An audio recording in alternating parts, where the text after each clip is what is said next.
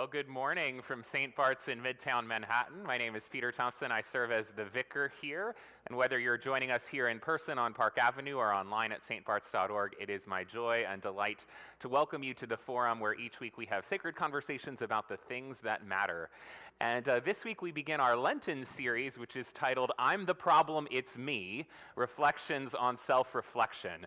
And we're looking at self-examination from a variety of angles, because one of the things the prayer book tells us that Lent is for self-examination alongside fasting and study. Self-examination is one of the things we're asked to do in this season. And we're going to look at St. Augustine's Confessions. We're going to look at the sacrament of confession. We're going to hear about psychotherapy. But we're going to start with the muse behind the series as a whole, Taylor Swift, a kind of odd way to start out Lent, but here we are, and we're so grateful to have with us as our guide Kevin Christopher Robles. He works for America Media, which is the overarching organization behind America Magazine, which is the Jesuit publication based here in the city. There's also the website, americamagazine.org, and a number of podcasts for which Kevin has particular responsibility as a production associate. Kevin, thank you so much for being with us today. Of course, yeah, thank you so much. I'm so happy to be here today, and thank you so much again, Peter, for inviting me. This is a topic that I don't need a lot of excuses to talk about, so I was happy to talk about it in front of a crowd. I think I'd venture to say that Taylor Swift probably needs no introduction at this point. I think anyone who watched the Super Bowl last weekend can probably bear that out. She may well be one of the most famous people on the planet. I'm sure every family member has at least one member who's a Swiftie who either died of happiness when they got tickets to the Eras Tour or were in tears when they didn't get tickets to the Eras Tour. But if you find yourself sitting here thinking to yourself, like, why are we talking about Taylor Swift at St. Bart's? Then let me at least attempt to explain. Here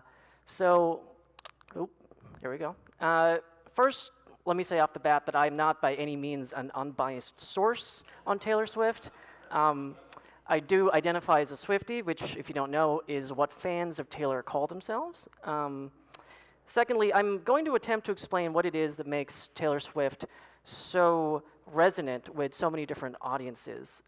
Taylor couldn't have become what she is now if she didn't have the ability to reach across demographics, whether that be age or gender or faith tradition. Taylor Swift was recently chosen as Time Magazine's Person of the Year. They called her the Poet Laureate of pop culture. When I heard the news, I thought to myself, of course she was. I mean, who else could it have been? It seemed like she was the only thing anyone could talk about for the entire year. The entire world was her oyster. Said Time editor-in-chief Sam Jacobs, for building a world of her own that made a place for so many, for spinning her story into a global legend, for bringing joy to a society desperately in need of it, Taylor Swift is Time's 2023 Person of the Year. So you have it right there from the editor-in-chief. I think it would be helpful to begin first by defining what Taylor Swift is not. She doesn't make religious music, so she's not a devotional writer by any means. Some notable songs do deal with Christian themes and imagery. We'll get to that in a moment. Secondly, she's not a particularly gifted vocalist, unlike artists like Celine Dion or even other more contemporary pop stars like Ariana Grande. She's not a technically gifted singer. So in other words, what makes people fall in love with her music isn't necessarily the beauty of her voice. I think she has actually improved considerably over time. If you listen to any of her re-recorded albums, you can see that at play. And thirdly, she's by no means perfect. There are any number of very legitimate criticisms that you can lodge at Taylor Swift. But personally, I believe that many of these issues actually represent much of the reason why her music is so compelling. Mostly because people won't stop telling her what she's doing wrong, and she can't help but keep listening. So let me try to explain what Taylor actually is.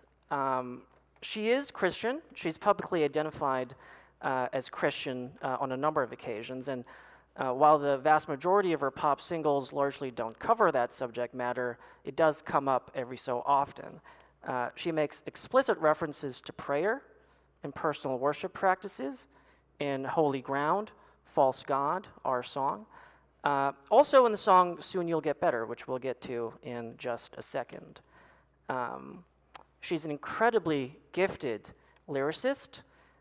Taylor has written or co-written every single one of her over 240 songs. Her lyrics have a really incredible specificity to them. That's what makes her song so special. At their best, her songs really make you feel like she's a close friend who's in the room with you, telling you a story. Here's an example. So this is a song, Soon You'll Get Better, from her 7th studio album, Lover.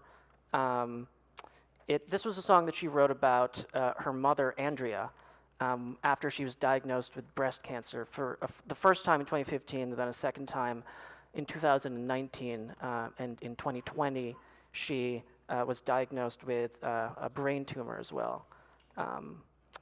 So I'm just going to read the first verse here. The buttons of my coat were tangled in my hair. In doctor's office lighting, I didn't tell you I was scared. That was the first time we were there. Holy orange bottles, each night I pray to you. Desperate people find faith. So now I pray to Jesus too. And I say to you, soon you'll get better. I hope as I read aloud her songs in sort of in a more poetic form, you can see the sort of poetry and her mastery of metaphor throughout. Mostly, I'll let the lyrics speak for themselves, but I think the vividness of the imagery is already pretty palpable.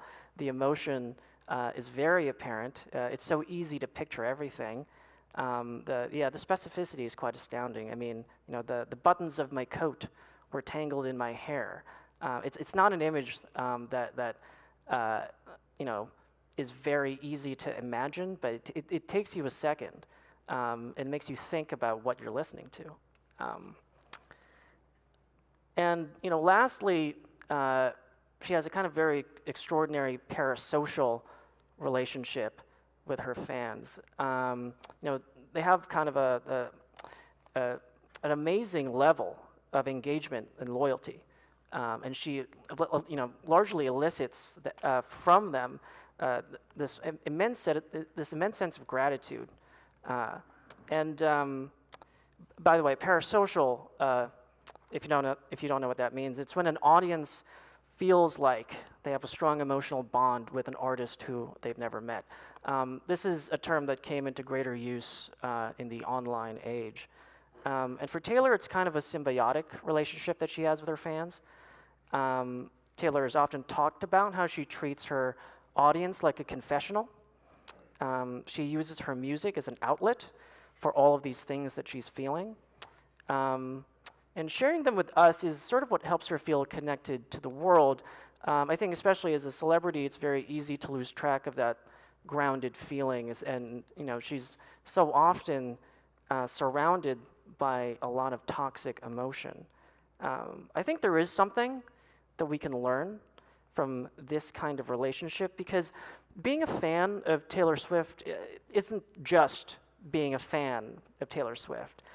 She becomes a part of your life in a way that I've never seen any other musical artist be. Swiftie isn't just a word. It's a proper noun. It's a community of people. A congregation, if I might be so bold to call it that. There are calls and responses, rituals, traditions that are associated with being a Swiftie. So to that effect, let's talk a little bit about the Eras Tour. I think this is another thing that kind of requires no introduction. It was all over the news last year. It was kind of impossible to escape. It broke an astounding amount of records.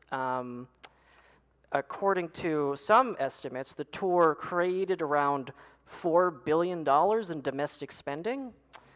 Foreign leaders were clamoring for Taylor to bring the tour to their countries in order to help boost the local economy. It was a phenomenon, and it continues to be.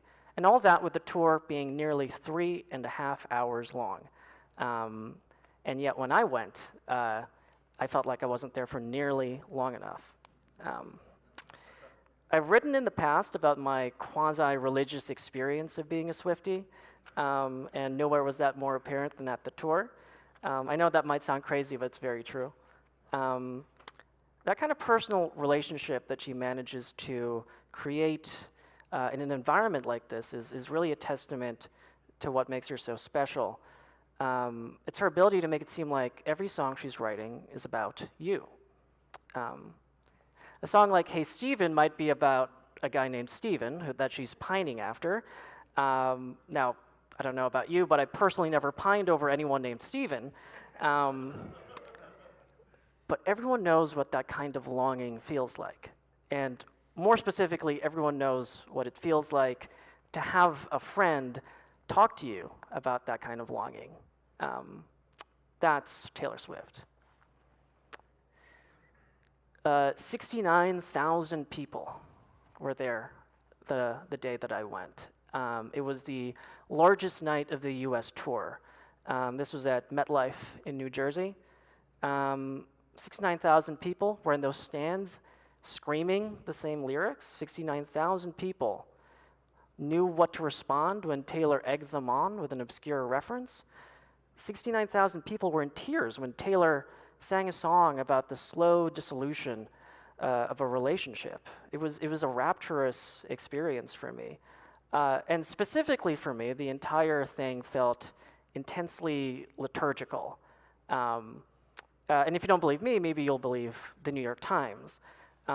Reporter Taffy Brodesser-Akner, who wrote the New York Times Magazine's cover story on Taylor, described her experience at the Eras Tour saying, quote, "I'm in a stadium and it all comes over me. And I'm with 69,000 people that something happened to. I once did a story on a megachurch, and I suddenly understood what it meant to be an evangelical Christian who was saved. Like had Taylor said, 'Who would like to come up here and get saved?' I would have made my way up to the stage and let her put her palm on my forehead, and I would have said, 'I am saved.'" So how about that?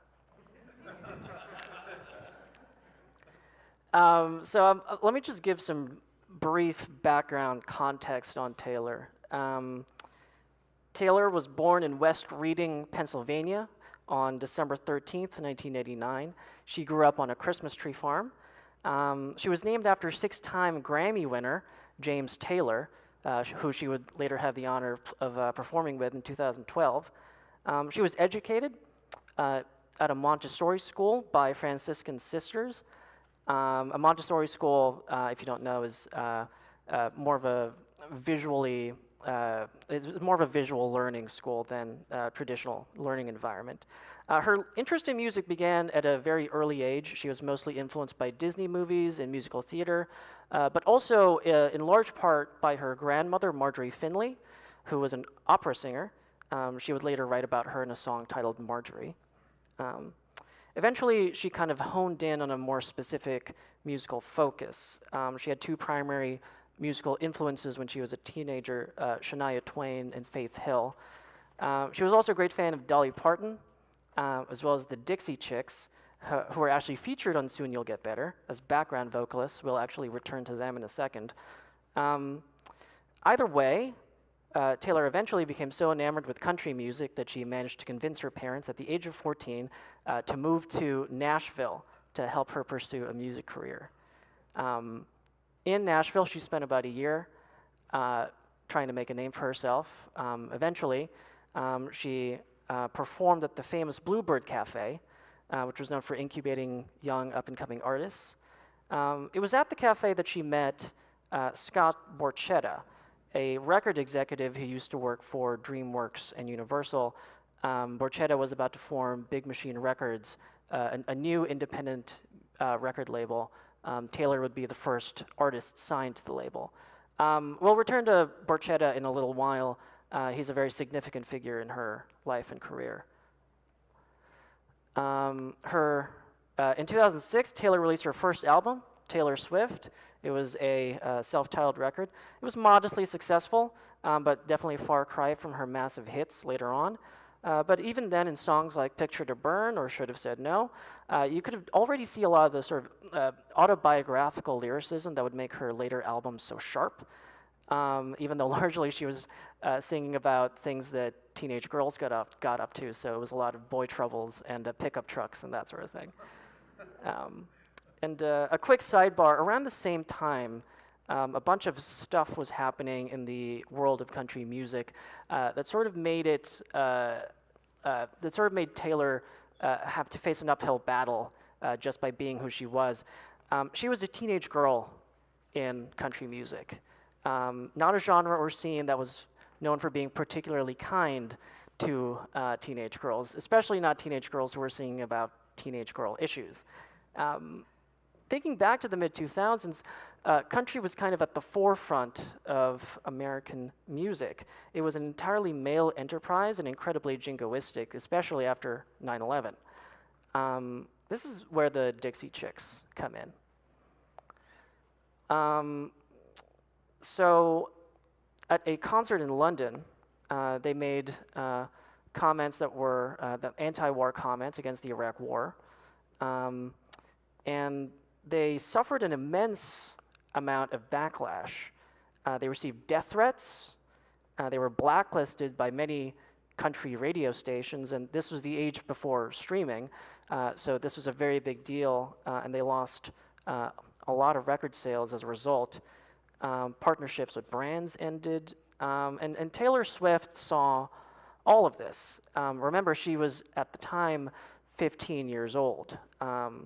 She internalized all of it. She was a teenage girl. She remained incredibly impressionable. So for a good chunk of her early career, she refused to use terms like feminist to describe herself. She vowed to be apolitical.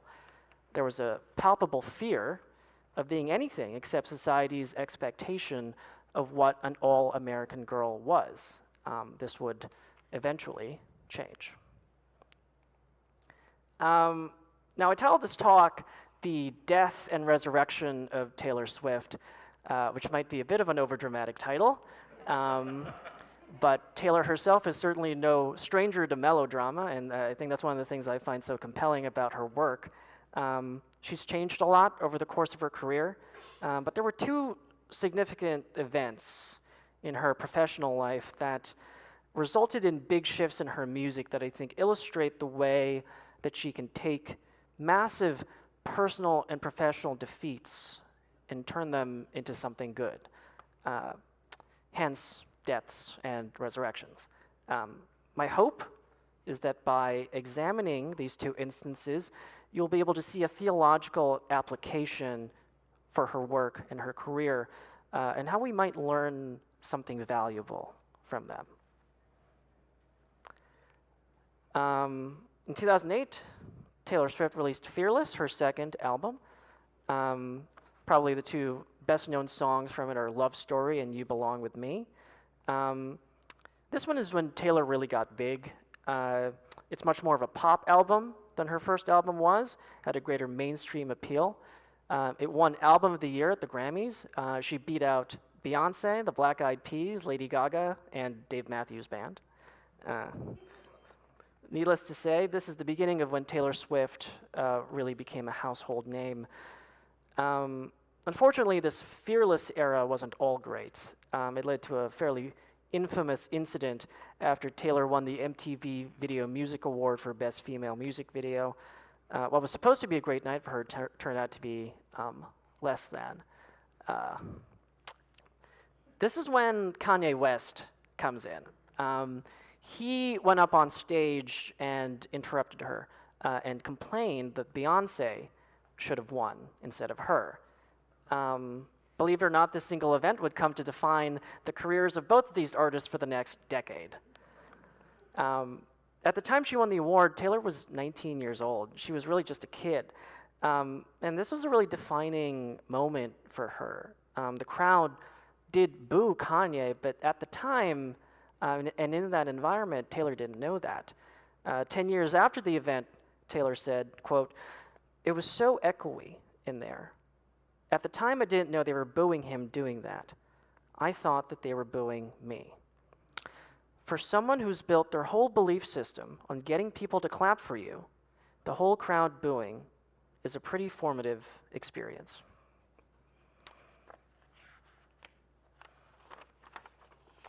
At this point, I think it might be helpful to address how Taylor was perceived in the media at the time. It might be difficult to believe now because of how much attention she gets, positive attention she gets, but she wasn't always a media darling. I've been talking a lot about the artistic merits of Taylor's music, how much it means to me personally and to so many people around the world.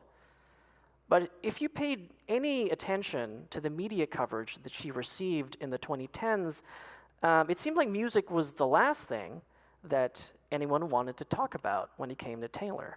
The only context in which anyone wanted to talk about Taylor's music seemed to be in regards to her dating life. According to the media, she was responsible only for writing breakup songs. Now, she does write about her exes a lot. It remains a defining feature of her discography. That said, obviously, there's a lot more to her than just that. Otherwise, I don't think millions of people would have found her music so profoundly affecting. Let me use an example from her most critically acclaimed song, All Too Well. Various outlets have referred to it as an epic, a historically grand love song. 9 years after its initial release in 2012, Taylor released an unabridged 10-minute version of this song, something that could have easily been overindulgent, but ended up getting praised as maybe the best work she's put out. It's a detailed and precise examination of the exhausting and slow death of a relationship, of being taken advantage of by an older man. And she inserts all of these little details that make it so painful, even just to listen to. And I'll just read this verse out for you. "Time won't fly. It's like I'm paralyzed by it. I'd like to be my old self again, but I'm still trying to find it. After plaid shirt days and nights when you made me your own, now you mail back my things and I walk home alone.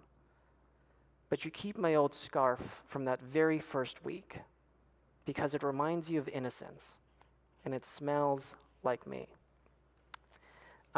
This is really such a great example of how she manages to just place you in the moment. She hones in on these specific little things that make, the comparison. A lot of university professors have compared her work to Wordsworth and such, and you can see, I think, in the metaphor here why. After the VMAs, Taylor would release 3 more albums. She would eventually win Album of the Year again with 2014's 1989. At this point, the media coverage and her commercial success had reached a tipping point. She'd fully transitioned from a country singer to a full-on pop star.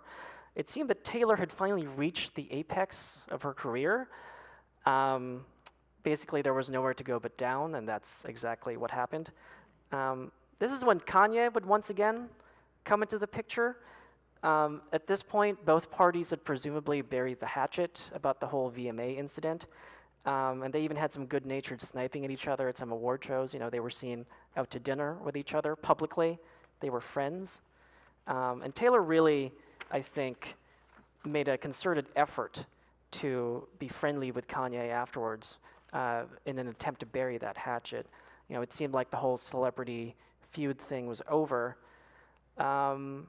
But in 2016, Kanye released a single called Famous from his album The Life of Pablo. In it, Kanye would publicly humiliate Taylor and write some very vulgar lyrics about her, which are inappropriate enough that I won't share them here. Taylor objects to this, and Kanye's then spouse, Kim Kardashian, releases a video that implies that Taylor was actually in on the whole thing and that she was lying about not knowing. As it turns out, the video was manipulatively edited, but the revelation of that came too late. She was viewed as a snake in the media, and everyone was all too eager to tear her down. And at this point, Taylor essentially throws up her hands and says she's had enough. She's battled the misogyny for too long. She totally disappears from the public eye. She would later call this incident a career death. In 2017, Taylor released Reputation. This is a complicated album musically and lyrically. It remains maybe her most polarizing work. It can be at times brutal. It's an ownership of her flaws, an admission of all her regrets and her guilt and her self-loathing. This may well be her most confessional album. Let me share with you some lyrics from the song, "This Is Why We Can't Have Nice Things." It was so nice being friends again. There I was, giving you a second chance, but you stabbed me in the back while shaking my hand. And therein lies the issue. Friends don't try to trick you, get you on the phone and mind twist you. And so I took an axe to a mended fence. I think it's fairly obvious who this song is about. In spite of how polarizing the album was, Reputation marked a new beginning for Taylor. She explicitly branded it as a rebirth. The music video for the song, "Look What You Made Me Do," even features her rising from a grave. After being so thoroughly dragged through the mud, it seemed like Taylor Swift was back. And remember, this was the all-American girl, the girl who did everything right. She was the nice girl. She was the perfect image of a clean pop star. And still, people found a way to tear her down and lay her low. After Reputation, Taylor realized that she could be extremely successful without having to conform to the image of what people wanted her to be. When it came time to make her next album, Lover, the same album that Soon You'll Get Better is on, she brought the Dixie Chicks on as collaborators. This was the same year that she became politically active, when she started loudly advocating for fair pay for women, for pro-LGBT policies, for anti-racist policies. Her social media posts caused thousands of young people to register to vote. So things were going very well. Unfortunately, Taylor might have been over Kanye's betrayal, but believe it or not, this was not the last public betrayal that she would have to suffer. In 2018, Taylor's contract with Big Machine Records was coming to an end. And remember, Scott Borchetta owned this record label. He was the man who helped develop her as an artist, who supported her when she wasn't anything yet, and that inspired her to always stand up for herself. In many respects, he was a father figure to her. That year, Borchetta sold the rights to the masters of Taylor's first 6 albums, everything up to Reputation. A very quick explanation. An artist's masters are the original recordings of their songs. Traditionally, the record label owns this and profits off of it. The artist, meanwhile, usually makes most of their money off of touring and merchandise and so forth, the ancillary stuff surrounding the music. So for all intents and purposes, Taylor didn't own any of the music that made her as big as she is. When Taylor signed on with Republic Records, after her contract with Big Machine expired, she specifically requested the rights to all of her new masters. She flipped the usual arrangement. Republic would make money off of merch. She would profit off the music. However, Borchetta had sold her old masters to a man named Scooter Braun, someone who Taylor described as an incessant manipulative bully. He sold it for $330 million.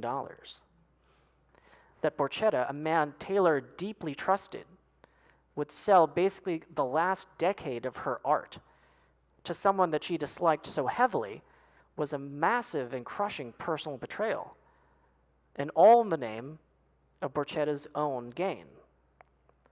And so she does what she always does. She writes about it in a song called My Tears Ricochet.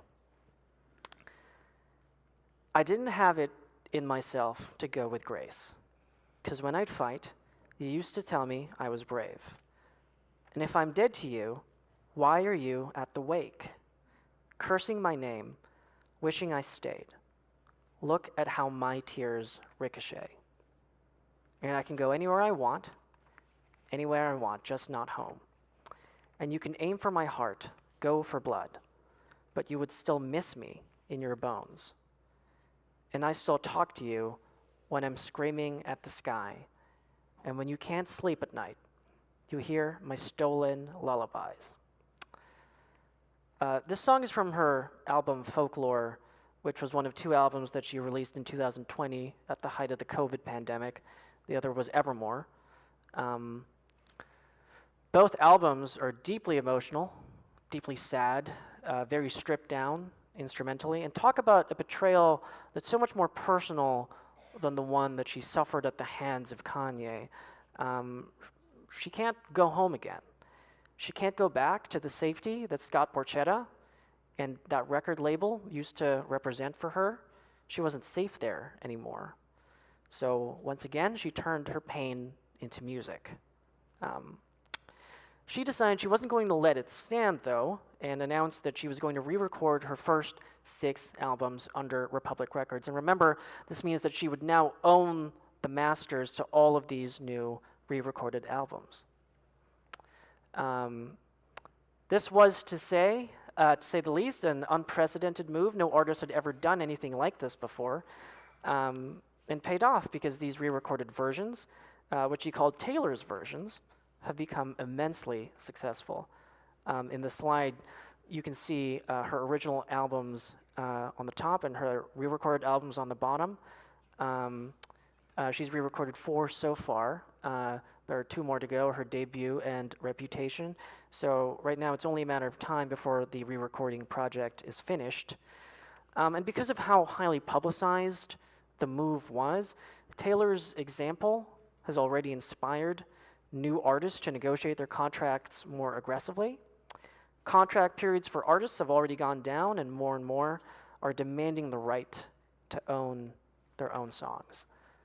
I'm going to stop there. I hope I've been able to explain why Taylor Swift and her constant reinvention inspire so many people around the world.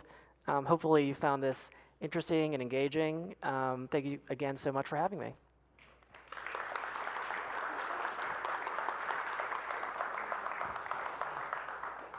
Thank you so much, Kevin, for that tour de force through Taylor's career. We have a few minutes for questions. If you have questions and you're in the room, you can raise your hand and Suzanne Vorster will come around with question cards for you. If you're joining us online, you can type your questions into the live chat on YouTube, the comments on Facebook, or you can email me, pthompson@stbarts.org, pthompson@stbarts.org. While we're waiting for those questions, Kevin, I wonder if you can talk a little bit more about Taylor's Christian identity. You said that she has publicly identified as a Christian multiple times. We have these little references to Jesus in one of the songs, etc. Yet we don't hear that much about her faith, and I wonder if you can reflect a little more on that and what that might tell us about kind of the culture we live in and the place that Christianity has in it. Sure. She was much more vocal about it when she was a country artist. I think that makes a lot of sense. But I think actually recently the biggest occasion when she publicly identified as Christian was in 2018 during the midterm elections. There was a Republican running in Tennessee, Marsha Blackburn, that was against fair pay for women, that was for anti-LGBT policies. And Taylor spoke in her documentary, Miss Americana, which came out 2 years later, about how important her Christian identity was to her supporting pro-LGBT policies and anti-racist policies in Tennessee, a place that means so much to her because that's where she developed herself as an artist. Marsha Blackburn was out there calling herself Christian when she was advocating for so many hateful and harmful policies. And so Taylor said to herself, I'm a Christian, and she said this publicly, this is not what Christianity stands for. And it comes up every so often. You're right that it hasn't come up too much recently, but I think it does come up when it counts. But I think largely it's just a result of it's just the way the modern pop stars conduct themselves. It doesn't usually come up that much. Is it potentially also a fear that she would lose some of her fan base if she talked about it more? I don't think, honestly, that is a danger to her anymore. But I think, I guess we'll see whether or not her new album has any references to it, but she does, reference prayer a lot. So even if there are no explicit references to God or Jesus, it does come up that she has those personal worship practices in her songs. It does come up in All Too Well as well. Yeah, and those holy orange bottles are That's a right, particularly yeah, vivid yeah. image, as you mentioned. You talked about the Eras Tour being a kind of quasi-liturgical experience, and you wrote about that too, I know. Some might say that verges on idolatry, looking to a figure who's not God and treating them as godlike or as divine. And I wonder what your response to that might be. Yeah, I don't think anyone there is actually there to worship Taylor Swift. I don't think she's a pathway to heaven by any means. But I think, the reason why I described it in those terms is because I think there's actually something we could learn from the Eras Tour and the way that people engaged with it. There was I remember standing in line at the Eras Tour, and there was me and a whole bunch of fellow Swifties, and there's sort of this tradition at the Eras Tour where you would trade friendship bracelets. You would make friendship bracelets, and you would go around to other people, and you would trade them. A group of kids came up to us, and they were very shy. They were very nice. This was their first concert ever. Imagine the Eras Tour being your very first concert. And they asked us to trade friendship bracelets. The people I was with, they were so kind, and they had this great sort of exchange. And it sort of made me think, what is it, especially for, I'm Catholic, we've had a lot of issues with dealing with our youth. What is it that makes it so compelling? What is it that makes it so easy for these people to feel comfortable in this setting, and for them to treat them with so much kindness and openness and acceptance that we have so much trouble with these days? So I think on that level, we can learn something from it, but I don't think it's idolatry. You mentioned the kind of unique relationship that Taylor has with her fan base. There are other artists that have very close relationships with their fans and are kind of treated with some reverence. A questioner mentions Bruce Springsteen for a different generation. Even Beyonce, too, has a particular kind of, fans treat her with a particular kind of sacredness. There's even something called a Beyonce Mass. I'm wondering what kind of other artists you see this dynamic manifesting itself in. Yeah, I think Beyonce is definitely the biggest other modern example of it. It's certainly them two at the top, Taylor and Beyonce. I think Springsteen is a particularly prescient example as well. Probably the Beatles back in the day. They inspired a sort of mania that wasn't that has rarely been seen since. Basically, only with Taylor since then. But I'm not really sure, honestly. I think she is my favorite musical artist, so obviously she's very near and dear to my heart. But I couldn't name you more off the top of my head on that one. We're beginning this series on confession, and you talked about the confessional nature of Taylor's lyrics. This is a very personal, private confession that's also aired very publicly. How do you think her confessions transform those who hear them and listen to them? How is confession specifically important to the way her work takes place? Sure. I think, the world's biggest pop star feeling comfortable enough to share these really deep emotions, these deep feelings with us, it allows us to accept the pain and heartbreak in our own lives. It's not, it allows us to acknowledge it, not just to push it down, but to be able to say, it's okay to talk about these things. It's okay to, acknowledge it and to not let it just bubble under the surface, and let it, it's okay to have it out there and to speak more openly about it. Someone points to the Beatles, David Bowie, Madonna as artists that have also transformed themselves throughout their careers. You call them resurrections of Taylor Swift. Can you talk a little bit more about transformation and how that happens in her career and the careers of other artists? Sure. I mean, you can see in here, she's had a different theme for every single one of her albums.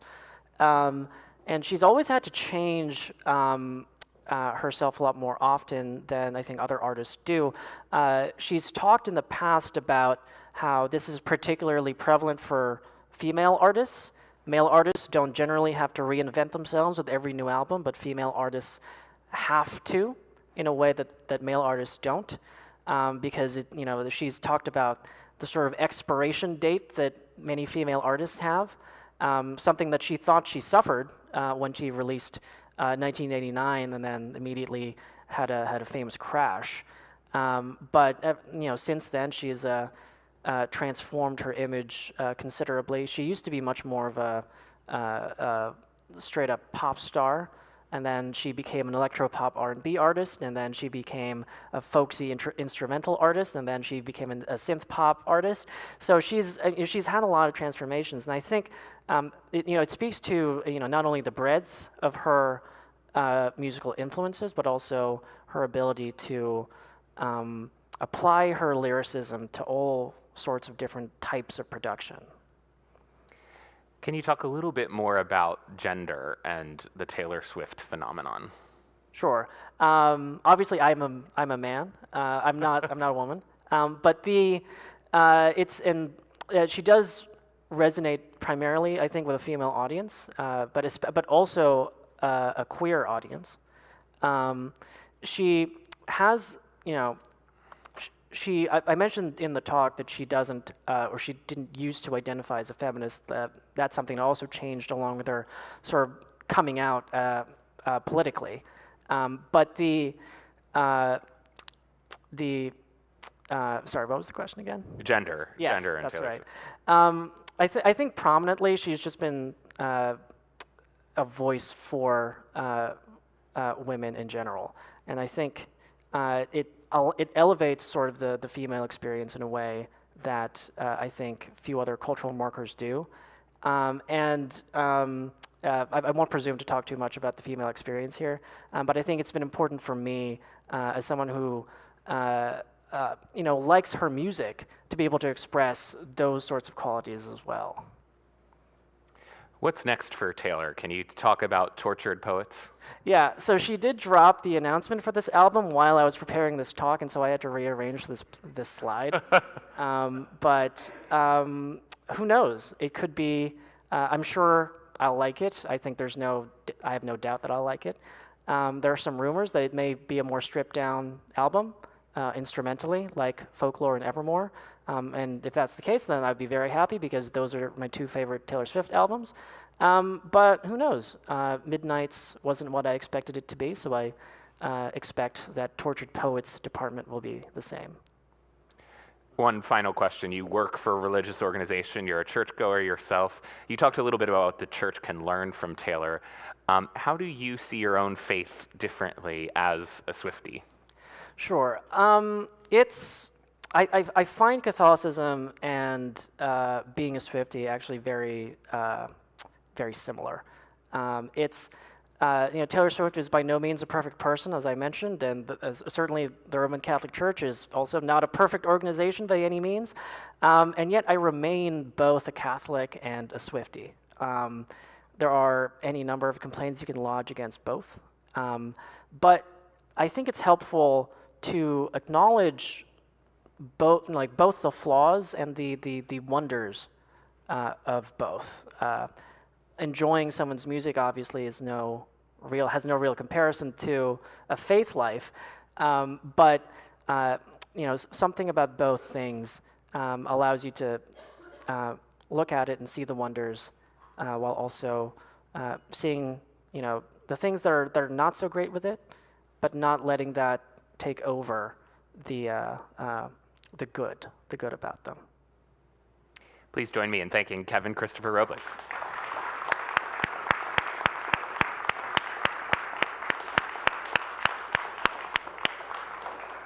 Thank you, Kevin. This has been a lot of fun. Not the subject everyone would have predicted for the first Sunday in Lent, but here we are.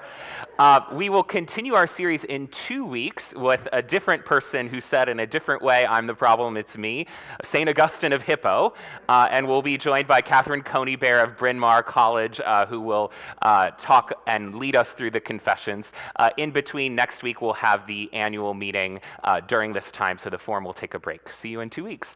And see you in just a few moments for worship over in the church or online. I was like, of course.